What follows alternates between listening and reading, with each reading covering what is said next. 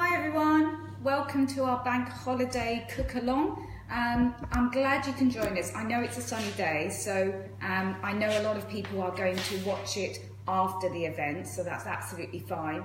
But I am going to show you how to make gluten-free and dairy-free seeded rolls. I can also explain how you can make it vegan as well. So it's great for all types of diets and allergies, and actually really easy to make. I mean, a lot of people get really concerned about making their own breads, but do you know what? It's actually really easy. You don't need a bread maker, but actually you could make the first stage in a bread maker if you had one, but you really don't need one. And this is also a really good recipe for variations. So for example, if you wanted more of a savoury Mediterranean roll, you could add some olives, you could add some herbs, you could add some onions as well. You could also make this a sweet roll by just adding a little bit more sugar or xylitol and maybe adding some raisins or chocolate chips. So it's a really good basic recipe to have. I sometimes also use this base of the recipe to actually use it as a pizza base. It will make two very big pizzas if you like them nice and thin. So again, it's a really good recipe just to have readily available. Now before I start, just to remind you all that you can get the ingredients list by subscribing to our blog. If you go onto our website, you'll see the blog which says live cook-alongs. When you sign up to that, you are then on a newsletter just for the cook-alongs, not for anything else. And every time we do a cook-along, you'll be notified and you'll also be sent the ingredients list. We will be posting this shortly onto the website anyway, but it's great if you do want to make it today or this weekend, you've got all the ingredients ready. And just one comment about one of the ingredients. I'm using, you probably can't see it, but I'm using ground psyllium husks. And a few people emailed me and said, where do I get those from? You can get them at Holland & Barrett or any other health shop. Some supermarkets may also sell it as well. The reason I like psyllium is because it's a really good binder. It's a prebiotic fibre. It's very rich in soluble fibre, so it swells up. So it's a really good way of keeping the bread, so whether you're doing a bread or a pizza base or a roll, nice and moist and not dry and crumbly, which is one of the problems when you're making gluten-free products. They can get a bit dry and crumbly. By using psyllium husks, it's a really good way of just keeping it much more moist. And also, when you come to shape the rolls, you'll find that the batter's not so sloppy. If you couldn't get hold of psyllium husks, you could use ground up flaxseed. I haven't actually tried it, but I think it will be exactly the same. So it's a soluble fibre, it's really good for swelling up. You can use this to replace eggs, but not in this recipe. And I'll tell you how you can replace the eggs with something else, which I have used. So let's get started. So thank you everyone for joining us. I don't know if you can see the rolls here, but these are some that I've actually made this morning. They're really good as well actually for freezing. So you can make up a big batch, freeze them, and then just get them out when you need them. So gluten-free bread often doesn't last very long. It tends to go a little bit hard or stale. So the more you can sort of slice or freeze bread, the safer it is in terms of making sure you're not wasting anything.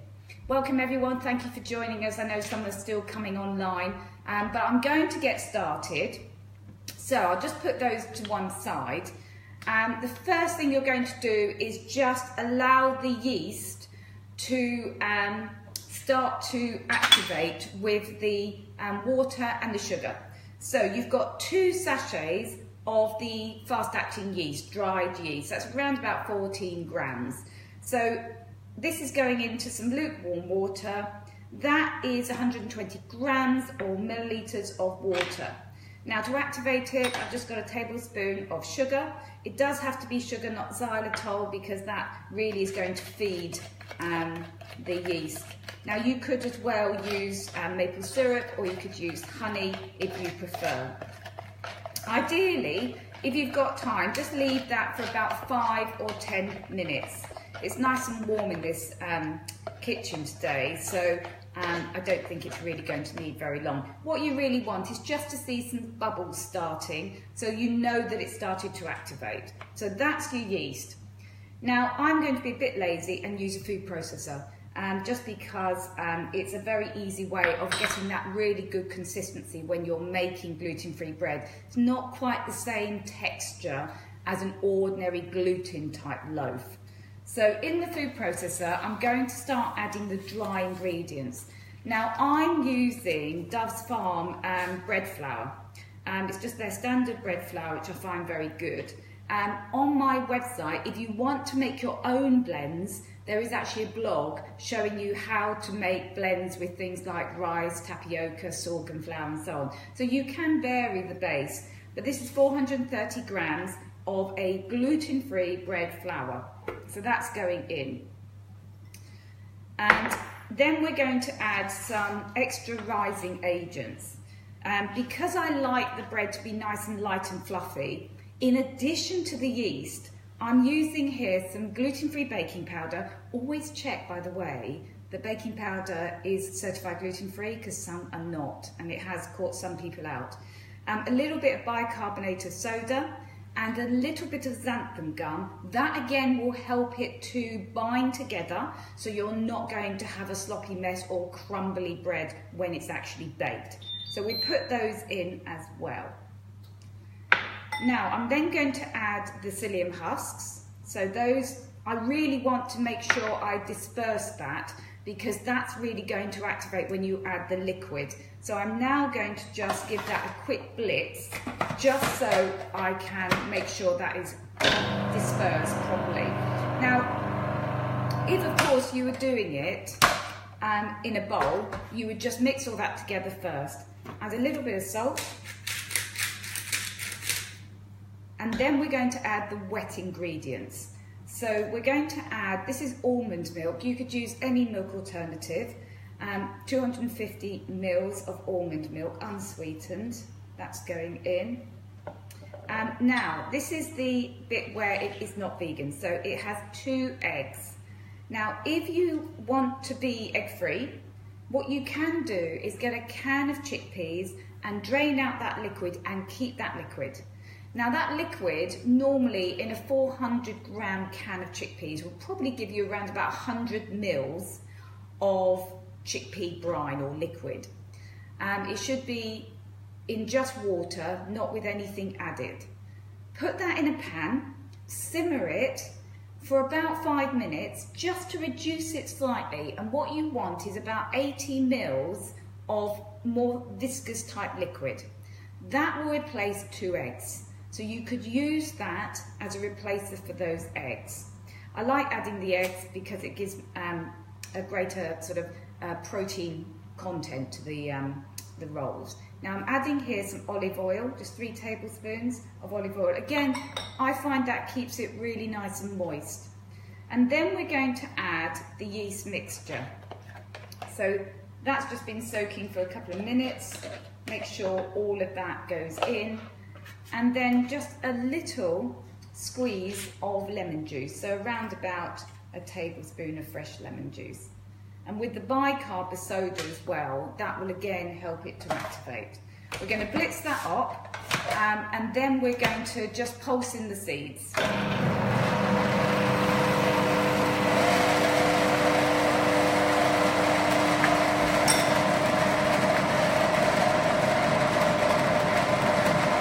Now this is where a food processor is actually quite useful, because when you start mixing the wet and the dry ingredients, you'll find that both the psyllium husk and the xanthum gum will start to thicken, and the batter will become much more of a stiff batter. So I'm just going to give it a quick whiz again, and you'll see.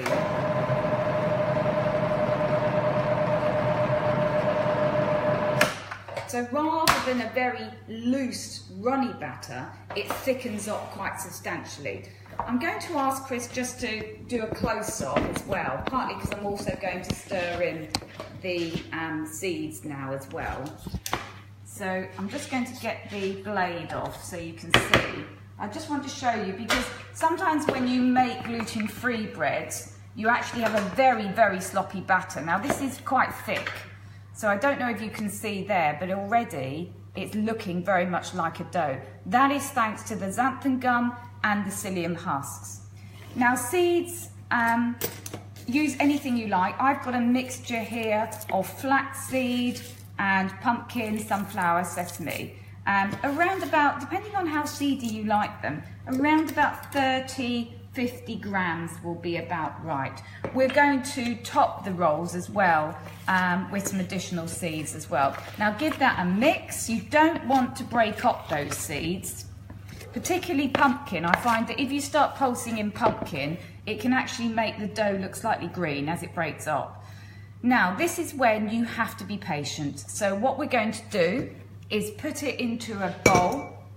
What I tend to do is just put a tiny bit of oil, just olive oil, in the base just so it won't stick so much.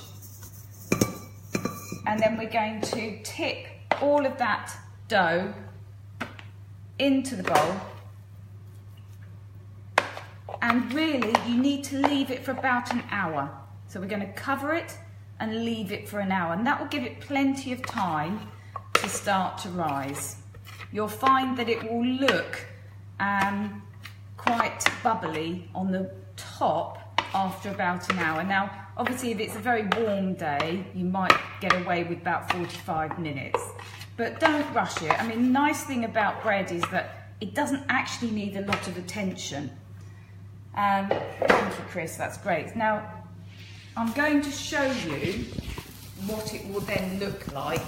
So I'm covering mine. You can see my, if you've watched a lot of my cook-alongs, you'll know that I tend to cover mine with a shower cap. I know that's a really funny thing, but I find they're really handy. So if you go to a hotel, get the shower caps, use them to cover anything in the kitchen.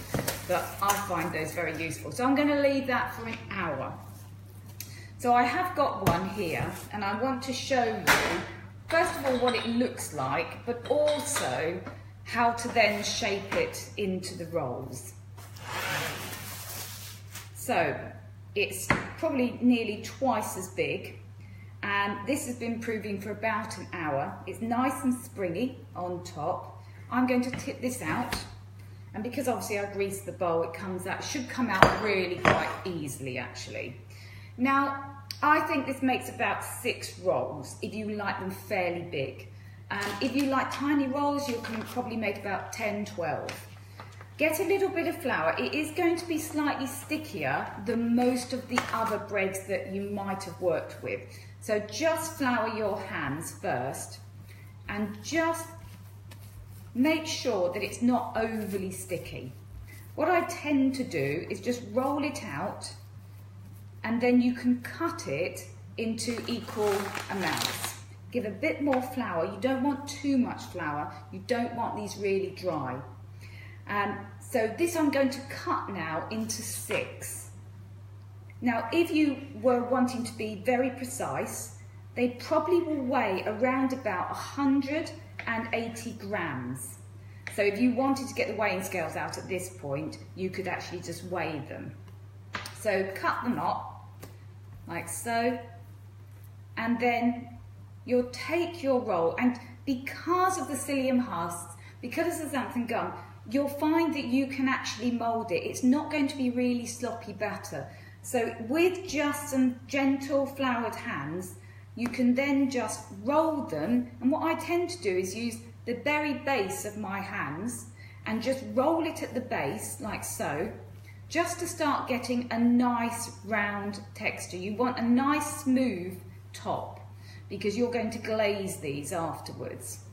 Once you've got that, like so you can see there, then you're going to place it on a baking tray, and again you're going to cover these with a tea towel and leave them just for 30 minutes or so. What I can often do is I will often make up a batch, get them to this stage, put them on a tray, and then put them in the fridge overnight. Then I'll just bring them up to room temperature, just allow yourself sort of 10-15 minutes, then you can bake them, and then you've got warm rolls in for breakfast. So it's a really sort of easy recipe that you can actually just leave in the fridge for a bit and it's not going to matter at all. So you're going to get all of your rolls into that sort of shape. Cover it either with a tea towel or some more cling. Now I don't know if you can see this, so Chris, could you possibly do a close-up? And I will just show you, because the next stage is where we're going to actually glaze them. So let me just show you. So these have had probably another 30 minutes or so, and you can see immediately, if I just get the other one, you can see there that it's quite substantially bigger, okay? So they will rise again, and you're going to get really nice fluffy backs. So that's, you know, it's a really brilliant recipe. Now I like to glaze them with a bit of beaten egg, just because I like that sort of golden colour. You don't have to.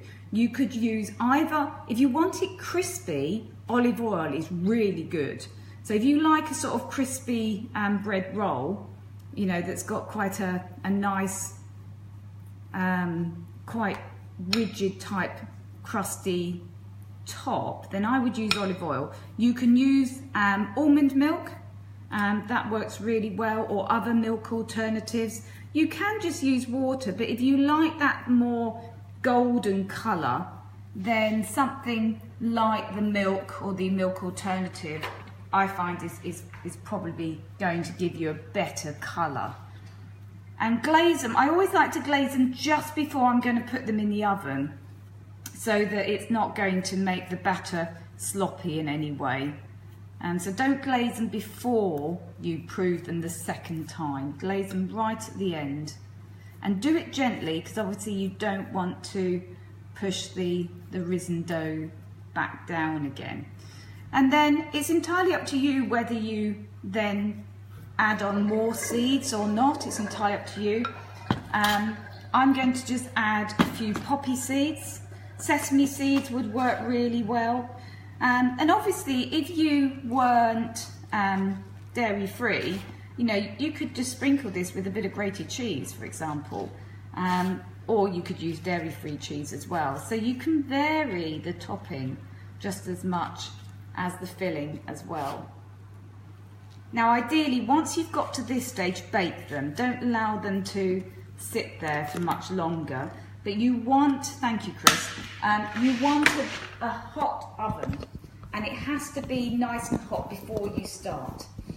Now, if you like your rolls to be very, very fluffy, then one thing you can do is, just when you're going to put these into the oven, at the bottom of your oven, if you get a tray or even a bowl, as long as it's oven proof, put in a few ice cubes or even just water. And because it's going in a hot oven, you'll get a jet of steam coming up. That helps make the rolls, and bread for that matter, nice and fluffy. Obviously, if you've got a steam oven, you could do a jet of steam a couple of times during cooking. You want the oven to be 220 degrees C, and you're going to cook these for around about 20 minutes. If you are making slightly smaller ones, then give it about 15 and just check. They need to be nice and firm and hollow when you tap them. So I'm just going to get these in the oven.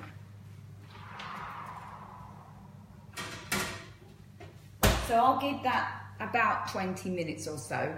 And then when they come out, put them onto a tray so that you can allow some of the steam to escape. Otherwise, they can get a little bit soggy, just like any other bread, really. And if I just cut one of these, I think that might be quite nice, so you can just see them. But they are lovely and nice and firm, golden brown, and really, really easy to make. So if I just show you, you'll see that inside they are really nice, not dense at all, nice and fluffy, and a really good option for snacks, for soup, for stews, packed lunches for the boys as well. Really, really good. So I will be putting the recipe on our website, and remember as well to sign up to our blog so that you can actually get more notifications of the other recipes that we're doing. We do these at least every month, and they're always gluten-free, pretty much most of the time gluten-free and dairy-free as well, and often vegan. So thank you everyone. Thank you for watching on this lovely day, and we'll see you all soon.